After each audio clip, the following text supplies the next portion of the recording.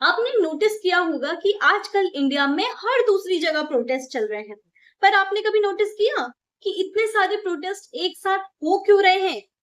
कहीं पे बच्चे सड़कों पर हैं, कहीं लोग अपनी जमीन के लिए लड़ रहे हैं, कहीं पे लोग अपने राइट्स के लिए लड़ रहे हैं, तो कहीं पेड़ बचाने के लिए लड़ रहे हैं। लेकिन एक साथ इन सारे लोगों को प्रोटेस्ट करने की जरूरत क्या पड़ी? सोशल मीडिया खोलते ही लोग दो टीमों में बट जाते हैं। एक टीम कहती है कि हम लोग डेमोक्रेसी को बचा रहे हैं और दूसरी टीम कहती है कि ये लोग देश के खिलाफ है, ये एंटी नेशनल है। लेकिन क्या डेमोक्रेसी का सच बस इतना सा ही होता है? इतना सिंपल होता है? नहीं। आज हम यहाँ किसी पॉलिटिकल पार्टी की बात नहीं करेंगे, ना ही किसी प्रोटेस्ट को हीरो बनाएंगे और ना ही किसी को विलन बताएंगे। आज हम ये बात करेंगे कि कॉन्स्टिट्यूशन की लैंग्वेज में प्रोटेस्ट होता क्या है, एक प्रोटेस्ट के क्या ग्राउंड हो सकते हैं, क्या गवर्नमेंट किसी प्रोटेस्ट को रोक सकती है और अगर हाँ तो किन बेसिस पे और क्यों।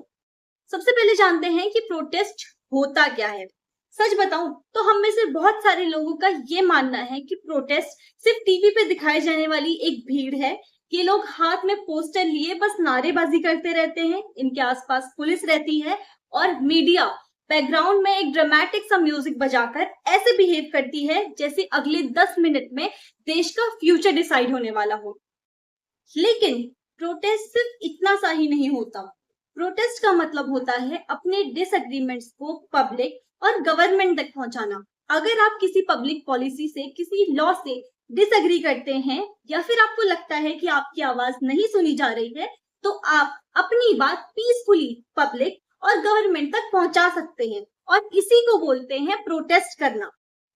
कभी मार्च, कभी धरना, कभी स्ट्राइक, हंगर स्ट्राइक, कभी कोई social media campaign, signature campaign या फिर सिर्फ पोस्टर लेके खड़े हो जाना, ये सभी प्रोटेस्ट के ही फॉर्म है।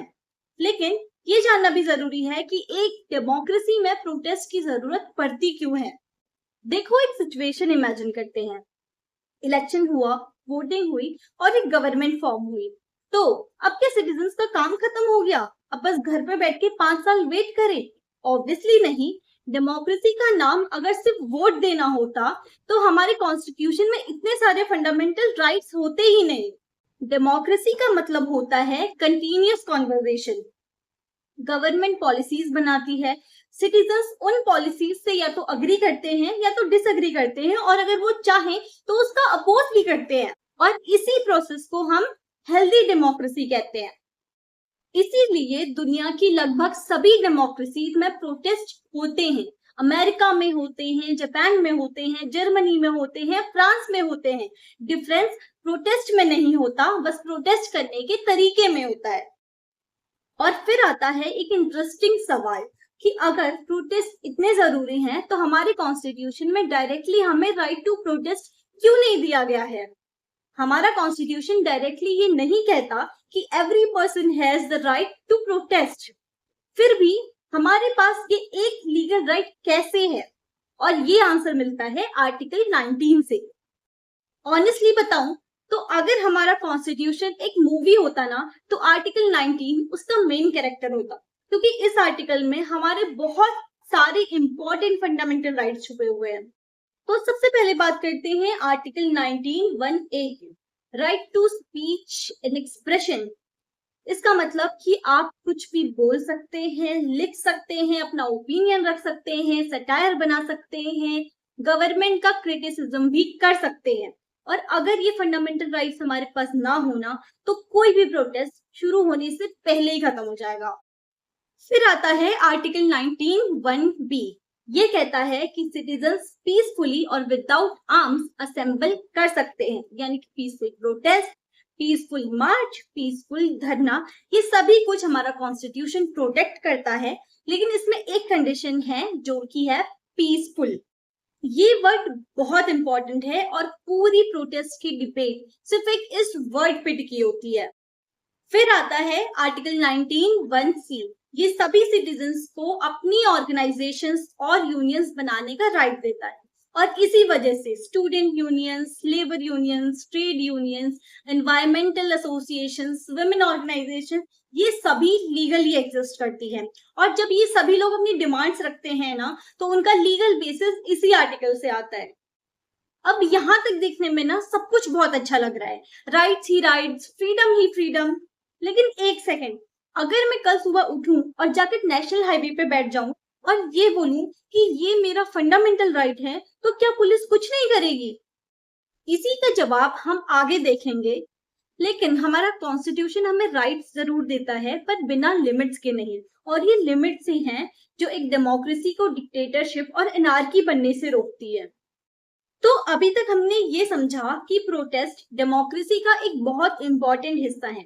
लेकिन क्या हम प्रोटेस्ट के नाम पे कुछ भी कर सकते हैं? नेशनल हाईवेज ब्लॉक कर देना, हॉस्पिटल्स बंद कर देना, रोड्स ब्लॉक कर देना, स्टूडेंट्स को आगे नहीं बढ़ने देना, एम्बुलेंस को आगे नहीं बढ़ने देना, क्या ये सभी प्रोटेस्ट के नाम पे किया जा सकता है? और इन सभी का आंसर है नहीं। राइट्स के साथ रिस्पॉन्सिबिलिटीज भी आती हैं। हमारा कॉन्स्टिट्यूशन अगर हमें कुछ राइट्स देता है, तो उसने कभी ये नहीं कहा कि हमारी राइट्स अनलिमिटेड हैं। इसीलिए आर्टिकल 19 में जब हमें ये सारी फ्रीडम्स दी गई हैं, तो इसके साथ कुछ रीजनेबल रिस्ट्रिक्शंस भी दी हुई हैं। और ये रिस्ट्रिक्शंस ना पनिशमेंट के लिए नहीं दी गई हैं, ये रिस्ट्रिक्शंस हैं बैलेंस बनाने के लिए। क्योंकि डेमोक्रेसी का मतलब सिर्फ ये नहीं है कि जो मैं चाहूं वो ही करूं। डेमोक्रेसी का मतलब होता है कि मैं अगर अपनी राइट्स एंजॉय करूं, तो ऐसे करूं कि किसी और के राइट्स को इफेक्ट ना पड़े। तो गवर्नमेंट कब किसी प्रोटेस्ट को रोक सकती है? कॉन्स्टिट्यूशन के हिसाब से गवर्नमेंट कुछ सिचुएशंस में प्रोटेस्ट को रोक सकती है। सबसे पहले public order, sovereignty and integrity of the nation, national security, incitement of violence, या फिर कम्युनल हार्मनी, और या किसी और सिटीजन के राइट बहुत सीरियसली अफेक्ट हो रहे हो, तभी भी गवर्नमेंट प्रोटेस्ट रोक सकती है। लेकिन हाँ, ध्यान दीजिए, ये रिस्ट्रिक्शंस रीजनेबल होने चाहिए। यानी कि गवर्नमेंट को प्रोटेस्ट को रोकने के लिए उठाया गया कोई भी कदम जस्टिफाई करना पड़ता है। सिर्फ मुझे पसंद नहीं आया इसलिए रोक दिया, ये बोलकर गवर्नमेंट प्रोटेस्ट को नहीं रोक सकती। देखो, इसे ना एक बहुत सिंपल एग्जांपल समझते हैं। मान लो कि 100 लोग एक पार्क में पीसफुली प्रोटेस्ट कर रहे हैं, प्ले कार्ड्स हो रहे हैं, स्पीचेस चल रही हैं, लोग पोस्टर लेके खड़े हैं, कोई वॉयलेंस नहीं है, किसी को कोई प्रॉब्लम नहीं है। तो ये है एक कॉन्स्टिट्यूशनल प्रोटेस्ट। और सेम वे में अगर एक दूसरी साइड देखें, एक दूसरा प्रोटेस्ट देखें जहां पे लोग नेशनल हाईवे ब्लॉक करके रुके हैं, स्टूडेंट स्कूल नहीं जा पा रहे हैं, कॉलेज नहीं जा पा रहे हैं, एम्बुलेंस पास नहीं हो पा रही है, लोग हॉस्पिटल नहीं जा पा रहे, काम पे नहीं जा पा रहे हैं, सब कुछ बंद है, तो गवर्नमेंट यहाँ पे इंटरफेयर कर सकती है to protect others fundamental rights. और ये लॉ एंड ऑर्डर मेंटेन करने के लिए है, ना कि किसी गवर्नमेंट के अपने फायदे के लिए। अब देखते हैं कि सुप्रीम कोर्ट ने अपने प्रीवियस केसेस में प्रोटेस्ट को कैसे डिफाइन किया है। सबसे पहले हमारे पास है Himmatlal Shah case. Supreme court ने इस केस में कहा था कि सिटीजन्स को पब्लिक मीटिंग करने का राइट है, लेकिन गवर्नमेंट पब्लिक प्लेसेस के यूज को रेगुलेट कर सकती है। और सिंपल लैंग्वेज में समझें तो परमिशन का कॉन्सेप्ट अनकॉन्स्टिट्यूशनल नहीं है, लेकिन परमिशन फेयर कंडीशंस में होनी चाहिए। तो अगला केस है मजदूर किसान शक्ति संगठन केस। इस केस में सुप्रीम कोर्ट ने कहा था कि डेमोक्रेसी में डिसेंट और प्रोटेस्ट बहुत इंपॉर्टेंट है, लेकिन एडमिनिस्ट्रेशन को ये भी देखना होगा कि पब्लिक इनकन्वीनियंस मिनिमम हो, यानी कि प्रोटेस्ट भी हो और सिटी भी मिनिमल अफेक्ट हो इस प्रोटेस्ट की वजह से। फिर आता है शाहीन बाग केस। ये केस ना बहुत डिस्कस हुआ था। इस केस में सुप्रीम कोर्ट ने कहा था कि लोगों के पास राइट है कि वो पीसफुली अपनी बात रख सकते हैं, लेकिन वो इनडेफिनेटली कोई भी रोड्स को ऑक्यूपाई नहीं कर सकते हैं। क्यों? क्योंकि रोड सिर्फ प्रोटेस्टर्स की नहीं होती, वो बाकी सिटीजन्स की भी होती है। और कॉन्स्टिट्यूशन के अकॉर्डिंग एक राइट दूसरे राइट को इफेक्ट या पूरी तरह से कॉन्ट्राडिक्ट नहीं कर सकता। तो फिर प्रॉब्लम कहाँ आती है? देखो, लॉ की लैंग्वेज ना इतनी कॉम्प्लेक्स भी नहीं होती है। तो प्रॉब्लम आती है इम्प्लीमेंटेशन में। यानी कि कभी कभी प्रोटेस्टर्स को लगता है कि उनकी बात नहीं सुनी जा रही है, तो कभी गवर्नमेंट को लगता है कि लॉ एंड ऑर्डर मेंटेन नहीं हो रहा है, या फिर एक इशू बन सकता है। और या फिर कभी कभी मीडिया इन सब चीजों को इतना सिंप्लीफाई कर देता है ना कि लोगों को लगता है कि अब सिर्फ दो ही ऑप्शन बचे हैं, या तो आप देशभक्त हैं और या फिर आप देशद्रोही साबित हो जाते हैं। लेकिन रियलिटी ना इतनी फिल्मी नहीं होती। आजकल ना प्रोटेस्ट सिर्फ ग्राउंड पर नहीं होते, प्रोटेस्ट होते हैं इंस्टाग्राम पे, यूट्यूब पे, ट्विटर पे। बहुत सारे हैशटैग्स ट्रेंड करते हैं और हम एक छोटी सी क्लिप को देखकर अपना नैरेटिव बना लेते हैं। एक 12 सेकंड की रील देखकर हम कभी कभी 12 साल पुराने किसी इशू पर जजमेंट दे देते हैं। लेकिन किसी भी स्टोरी को समझने के लिए, किसी भी प्रोटेस्ट के बैकग्राउंड को समझने के लिए सबसे पहले उसका कॉन्टेक्स्ट जानना जरूरी है, उसकी हिस्ट्री जानना जरूरी है और सबसे इम्पोर्टेंट चीज है उसके फैक्ट जानना जरूरी है। और इसीलिए आज हम सिर्फ थ्योरी से बात नहीं करेंगे, हम चलेंगे इंडिया के हर उस स्टेट में जहां प्रोटेस्ट हो रहा है, ग्राउंड लेवल पर इसकी रियलिटी देखेंगे और ये जवाब ढूंढेंगे कि इंडिया में इतने सारे प्रोटेस्ट क्यों हो रहे हैं। Why are people protesting across India. सबसे पहले बात करते हैं उस प्रोटेस्ट की जिसने देश भर के सभी स्टूडेंट्स को एक साथ लाकर खड़ा कर दिया। जी हाँ, मैं बात कर रही हूँ दिल्ली के जंतर मंतर में हुए स्टूडेंट प्रोटेस्ट। ये प्रोटेस्ट शुरू इसलिए हुआ था क्योंकि नीट यूजी का पेपर इस बार लीक हुआ था और इस पेपर लीक के चलते कई स्टूडेंट्स ने सुसाइड कर लिया था। उन फैमिलीज को कॉम्पेंसेशन दिलाने के लिए, उन स्टूडेंट्स को जस्टिस दिलाने के लिए और सबसे इम्पोर्टेंट चीज गवर्नमेंट से अकाउंटेबिलिटी के लिए ये प्रोटेस्ट शुरू हुआ था। बाद में सोनम वांगचुक ने इसे ज्वाइन किया, वो भूख हड़ताल पर बैठे और उसके बाद जब उन्हें पुलिस द्वारा डिटेन करके एक हॉस्पिटल ले जाया गया, उसके बाद इस प्रोटेस्ट ने एक बड़ा रूप लिया और फाइनली इस प्रोटेस्ट को अब ऑफिशियली कॉल ऑफ कर दिया गया है after the resignation of union education minister Dharmendra Pradhan. अगला प्रोटेस्ट जो हमारे देश में हो रहा है वो है Ken Betwa river link project के खिलाफ। ये प्रोजेक्ट है कि केन रिवर का जो पानी है वो एक 230 किलोमीटर की लंबी कैनाल बनाकर बेतवा रिवर तक पहुंचाना है ताकि मध्य प्रदेश और उत्तर प्रदेश में जो पानी की कमी है उसको दूर किया जा सकता है। सुनने में ना ये एक बहुत बड़ा डेवलपमेंट प्रोजेक्ट लगता है और डेवलपमेंट जरूरी भी है। सवाल ये है कि डेवलपमेंट की कीमत चुका कौन रहा है, वहां के लोकल्स क्या अपॉर्चुनिटीज कॉस्ट पे कर रहे हैं सिर्फ इस डेवलपमेंट के लिए। और इसीलिए लोग वहां पे धरने पे बैठे हैं, वो लोग प्रोटेस्ट कर रहे हैं ताकि उनकी जमीन बचे। उनका मानना है कि वो सिर्फ अपनी जमीन नहीं दे रहे हैं, सिर्फ अपने घर नहीं दे रहे हैं, वो अपनी पहचान दे रहे हैं। जंगलों से जो उनका रिश्ता है, नदी से जो उनका रिश्ता है, वो अपना रिश्ता खो रहे हैं। उन लोगों का कहना है कि उनके घर, जमीन, उनका रिश्ता, उनकी आजीविका सब कुछ छीनने के बाद उनको एक बहुत ही इनएप्रोप्रिएट कॉम्पनसेशन दिया जा रहा है। और वो लोग ना किस लेवल पे ट्रॉमेटाइज हैं इसका अंदाजा हम सिर्फ इस बात से लगा सकते हैं कि उनका स्लोगन है न्याय दो या मार दो। वहां पर लोग फांसी पे लटके हुए हैं, चिता आंदोलन कर रहे हैं, पानी में उतरे हुए हैं, जल सत्याग्रह कर रहे हैं, सिर्फ इसलिए कि फेयर कॉम्पनसेशन नहीं दिया जा रहा है बदले में उनका सब कुछ छीनने के बाद। अब हम चलते हैं उत्तराखंड। यहाँ पे गवर्नमेंट ने एक प्रोजेक्ट पास किया था हाईवे वाइडनिंग के लिए, जिसके लिए उन्हें 4000 से ज्यादा पेड़ काटने थे और वहां के लोकल्स उन्हें पेड़ काटना अलाउ नहीं कर रहे हैं।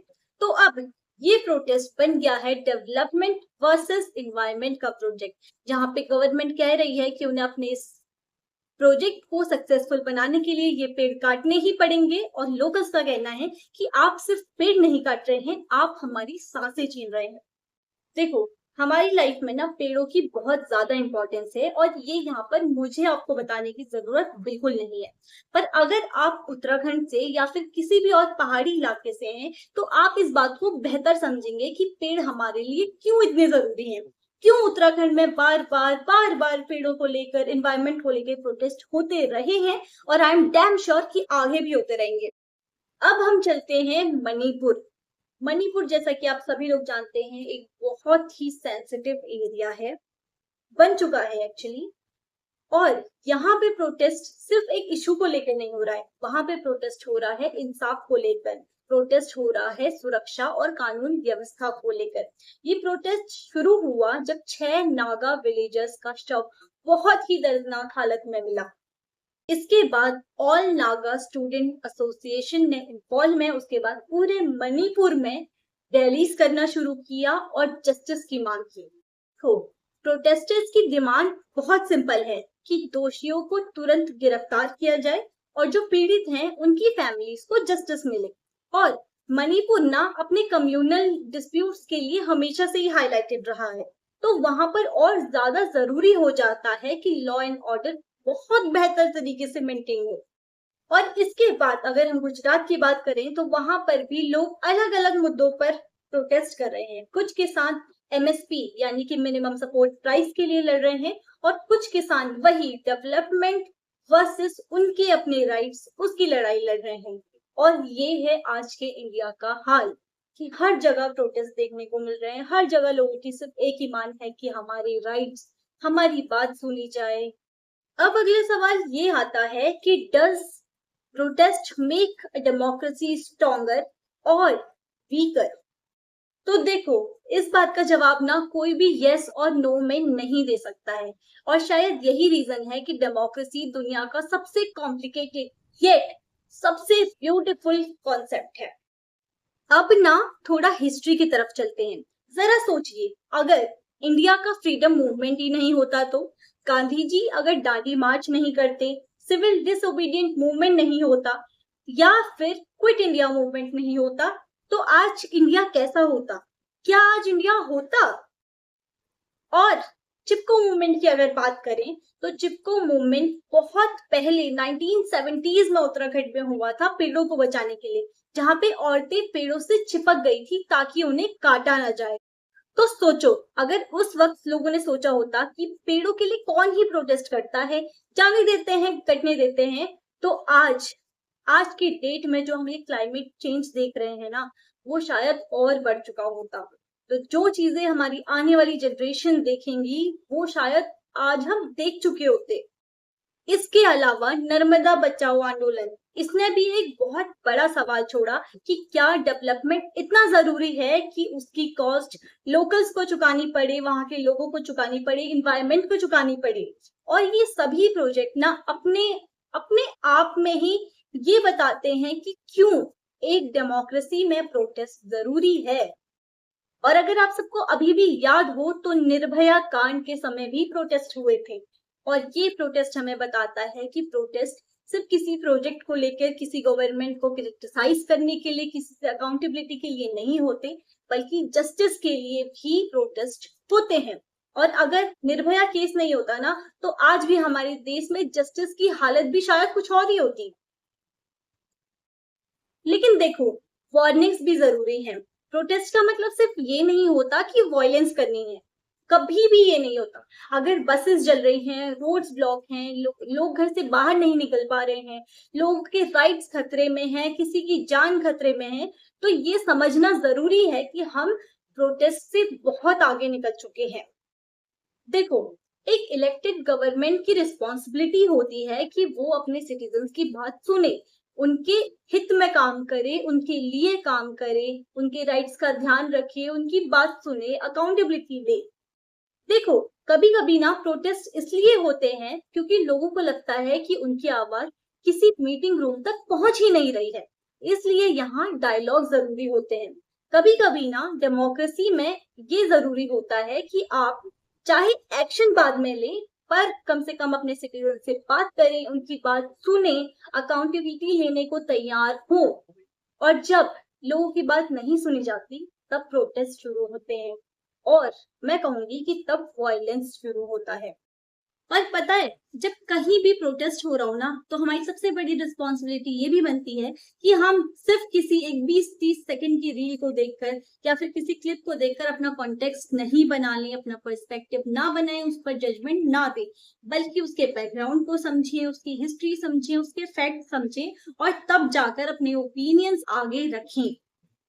और ये ही बेस होता है किसी भी डेमोक्रेसी के सक्सेसफुल होने का। किसी भी डेमोक्रेसी की पहचान ये नहीं होती है कि वहां पर प्रोटेस्ट ना हो, बल्कि एक डेमोक्रेसी की पहचान इस बात से होती है कि अगर वहां पे किसी बात के लिए प्रोटेस्ट हो रहा है तो उसका जवाब लाठी से पहले डायलॉग से दिया जाए, और कोई भी नारा देने से पहले कॉन्स्टिट्यूशन को याद रखा जाए। और एंड में मैं आपके पास एक सवाल छोड़ के जा रही हूँ कि आपको क्या लगता है, इंडिया में इतने सारे प्रोटेस्ट क्यों हो रहे हैं, और इन प्रोटेस्ट पे आपका क्या कहना है? Let me know in the comment section.